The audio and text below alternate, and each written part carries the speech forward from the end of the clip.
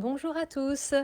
Aujourd'hui, je voulais vous parler du thème complexe qui est dormir ou pas avec son animal.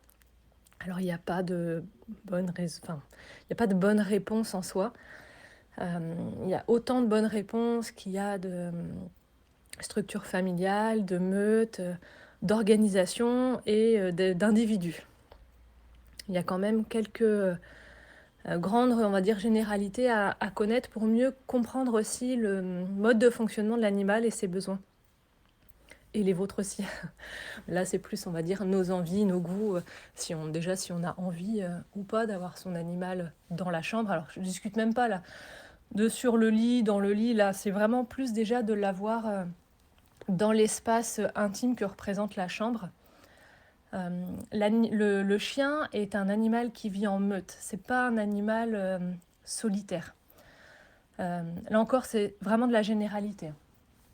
Donc les meutes dorment ensemble, en fait. Les individus de la meute dorment, on va dire, proches les uns des autres pour se protéger aussi, voilà, pendant la nuit. Ça, c'est plus, on va dire, l'instinct. Donc il est normal qu'un chien, si vous avez qu'un seul chien, par exemple, dans la famille, il est normal que le chien ait tendance à vouloir se rapprocher de vous pour dormir, pour la nuit, pour justement retrouver ce côté sécurisant nocturne de la meute. Euh, Certains chiens vont très bien voilà, supporter d'être seuls à dormir dans le salon, voilà, dans l'espace que vous lui avez dédié. Là encore une fois, ça dépend des individus, des habitudes qu'ils ont, mais ça peut être complètement normal, je veux dire, qu'ils recherchent votre compagnie à ce moment-là. Euh, Après, à vous, voilà, de décider ce que vous souhaitez faire également. Une bonne solution peut être, si vous ne souhaitez pas que l'animal soit dans la chambre, de laisser la porte entrouverte, soit après avec une barrière ou même ouvert, hein, et qu'il n'ait pas le droit de rentrer, ce qui est possible à faire. Là, on est plus sur de l'éducation. Pour comment, on va dire, l'animal, enfin le chien en l'occurrence, vous sente, vous entende respirer, voilà, dans la nuit. On veut dire, voilà, on retrouve quand même ce côté, on est proche, on sait où sont les uns les autres, ou peut-être qu'il va dormir aussi devant votre porte, par exemple, de chambre. Si vous avez plusieurs chiens, là, la question est vraiment différente, parce qu'entre chiens, ils recréent en fait une meute à part entière. Dont on va dire que vous pouvez être exclu, par exemple, dans ce cadre-là de sécurité nocturne. Donc si vous avez une meute, il n'y a vraiment aucun souci pour le coup pour qu'ils dorment là où vous avez voilà, attribué leur coin couchage ou voilà, dans les pièces communes et que vous soyez dans votre chambre voilà, sans souci. Je veux dire, là, on n'aura pas vraiment de problématiques, je ne vais pas dire d'angoisse nocturne, mais en fait, ils ne seront pas seuls puisqu'ils sont entre eux, entre leur meute. Et si vous voulez les laisser dans votre chambre, voilà, ça, il n'y a pas de souci. Mais je veux dire, là, il y aura moins de... On ne sera pas dans le cas d'un chien, d'un chien unique dans une famille. Euh, L'autre chose vraiment à faire attention si vous avez plusieurs chiens, c'est que tout le monde soit logé à la même enseigne.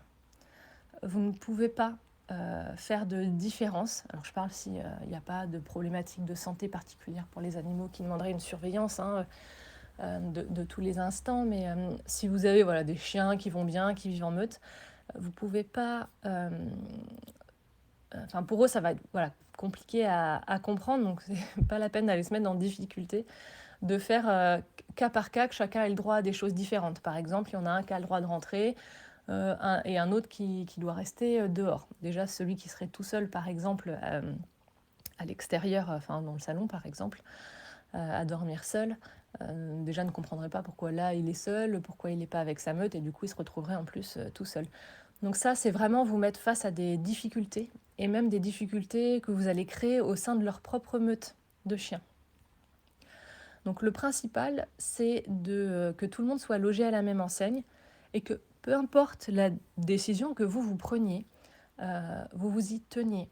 C'est-à-dire que si vous décidez que les animaux ne rentrent pas dans la chambre, eh ben, même si au début, parce que vous n'avez plus envie, par exemple, c'est trop invasif pour vous, donc vous décidez que maintenant, les animaux dormiront dans le salon, euh, il faut tenir le coup. Si vous craquez, là, c'est foutu.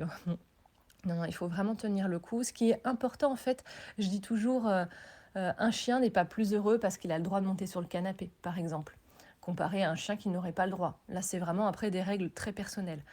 Un chien est heureux quand les règles sont claires, que, on va dire, les punitions aux infractions sont justes.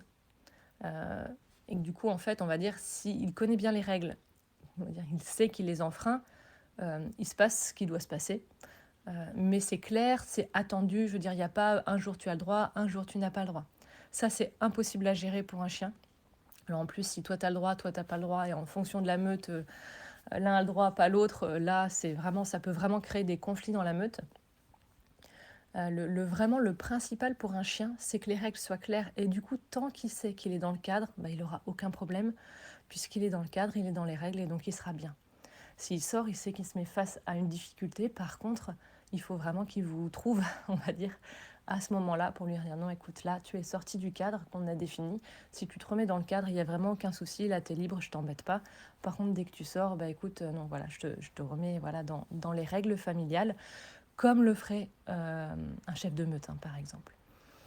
Voilà, j'espère que ce petit éclairage vous aidera peut-être à faire aussi voilà, le tri pour vous en fonction de vos animaux, de vos chiens. Enfin, je mets les chats à part, hein. Encore une fois, je parle vraiment, là, je dis animal, mais que de meute chien. Voir par rapport à vous, voilà, comment vous vivez avec vos chiens, ce que vous avez envie, et si la situation actuelle, eh bien, elle vous convient et elle convient à vos chiens. Je vous souhaite une très belle journée.